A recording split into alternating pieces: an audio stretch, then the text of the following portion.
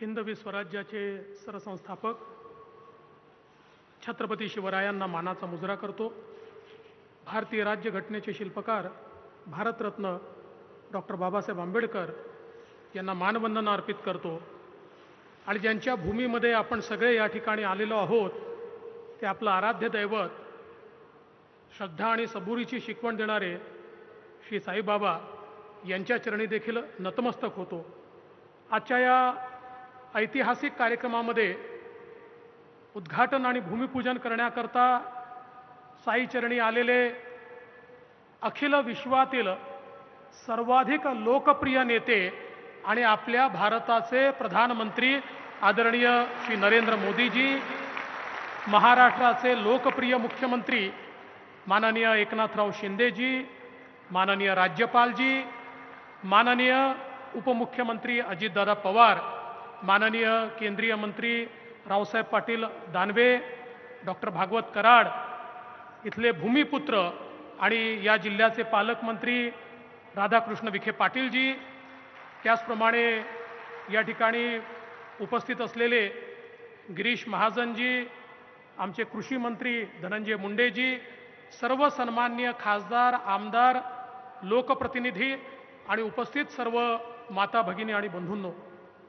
आज आपल्या सर्वांकरता अतिशय आनंदाची गोष्ट आहे की माननीय प्रधानमंत्री महोदयांनी 2017 साली आपल्या या ठिकाणी जी काही साई भूमी आहे त्या ठिकाणी विविध विकास कामांचं भूमिपूजन केलं होतं. आपले सुरेश हावरेजी त्यावेळेस आपल्या समितीचे अध्यक्ष होते आणि आम्ही सगळे त्याला उपस्थित होतो. आणि आज त्या सगळ्या कामांचं उद्घाटन देखील माननीय प्रधानमंत्री महोदयांच्या हातानेच होते आहे. आणि साई भूमीचा हा विकास खऱ्या अर्थानं आज त्याची सुरुवात माननीय मोदी साहेबांच्या हाताने होते. ही अतिशय आनंदाची गोष्ट आहे. जगभरातनं साई भक्त सातत्याने या ठिकाणी येतात. त्यांच्याकरता अनेक व्यवस्था आणि त्यासोबत वेगवेगळ्या समाज उपयोगी शिक्षणापासनं तर विविध उपक्रम हे या ठिकाणी आजच्या या माध्यमातनं निश्चितपणे करण्यात येत आहेत. यासोबत दुसरी आनंदाची गोष्ट आपल्याकरता आहे की निळवंडेसारखा प्रकल्प प्रधानमंत्री जी इसकी शुरुआत मेरे जन्म से भी पहले हुई थी. मेरा जन्म भी निळवंडे के बाद हुआ और आज उसका उद्घाटन आपके हाथों से हो रहा है. तो कितने सालों तक लोगों ने इसका इंतजार किया और मुझे बताते हुए खुशी होती है कि 2016-17 में हमने इसको बहुत बड़े पैमाने पर चालना दी, इसको हमने मान्यता दी, इसको हमने पैसा दिया. और मैं विशेष रूप से राधाकृष्ण विखे पाटिल जी और मधुकरराव पिचड़ जी का आभार व्यक्त करता हूं. वे उस समय विपक्ष में थे लेकिन बावजूद उसके उन्होंने पूरा सहकार्य किया, इसलिए हम उसको कर पाए. और आज हमारे शिंदे जी के नेतृत्व में उसका भी उद्घाटन आपके हाथों से हुआ है. और मैं ये बताना चाहता हूं कि आदरणीय प्रधानमंत्री जी ने पिछले 9 सालों में महाराष्ट्र को सिंचाई के लिए 30,000 करोड़ रुपए दिए. इसलिए महाराष्ट्र में सिंचाई के इतनी परियोजनाएं हम लोग यहां पर कर पाए. आज एक और हमारे लिए बहुत ही सुखद दिवस है कि हमने प्रधानमंत्री जी से प्रेरणा पाकर जिस प्रकार से किसानों को मदद मिले इसलिए 6,000 रुपया किसान सम्मान निधि वो देते हैं.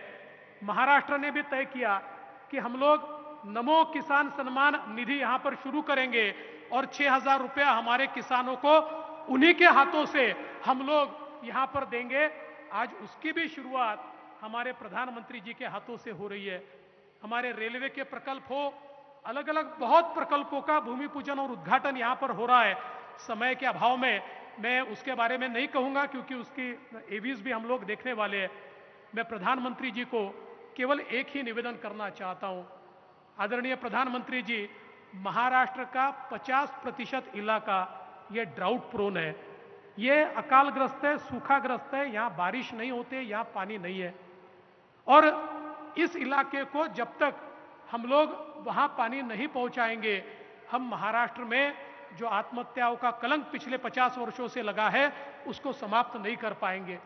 और मैं ये मानता हूं कि केवल आपके आशीर्वाद से और आपके ही नेतृत्व में हम कर सकते हैं. जिसका उल्लेख हमारे राधाकृष्ण विखे पाटिल जी ने किया। हमने जो हमारा पश्चिमी वाहिनियों का पानी, पश्चिमी नदियों का पानी जो समुद्र में जाता है, उसको हम लोग गोदावरी के बेसिन में लाकर नगर, नासिक नगर से लेकर पूरे मराठवाड़ा को सुजलाम सुफलाम कर सकते हैं। इसकी पूरी व्यवस्था, उसका पूरा खाका हम लोगों ने तैयार कर लिया है, उसका प्रकल्प भी हमने तैयार किया है। और उसके साथ साथ विदर्भ में जो हमारी वैनगंगा नदी है, उसके नीचे से बह के जाने वाला 100 टीएमसी पानी, उसमें से 67 टीएमसी पानी हम लोग पूरे विदर्भ के सूखे इलाके से निकालकर नळगंगा तक ला सकते हैं, जिसमें विदर्भ, मराठवाड़ा और उत्तर महाराष्ट्र, ये तीनों इलाकों को हम हमेशा के लिए सूखा मुक्त कर सकते हैं।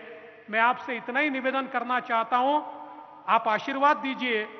आपने इससे पहले हमेशा हमको मदद की है, थोड़ी थोड़ी मदद इन प्रकल्पों में केंद्र सरकार भी करे तो मैं विश्वास के साथ कहता हूं, हमारी पीढ़ी ने तो महाराष्ट्र में, मराठवाड़ा में और विदर्भ में अकाल देखा, लेकिन आने वाली पीढ़ी मराठवाड़ा में, विदर्भ में और उत्तर महाराष्ट्र में अकाल नहीं देखेगी। ये विश्वास मैं आज व्यक्त करना चाहता हूं और इसके लिए आपका आशीर्वाद मांगता हूं। आप यहां पर आए, इन सारे कार्यक्रमों में आपने हमें समय दिया, इसलिए आपका बहुत बहुत आभार व्यक्त करता हूं और अपने शब्दों को विराम देता हूं। जय हिंद, जय महाराष्ट्र।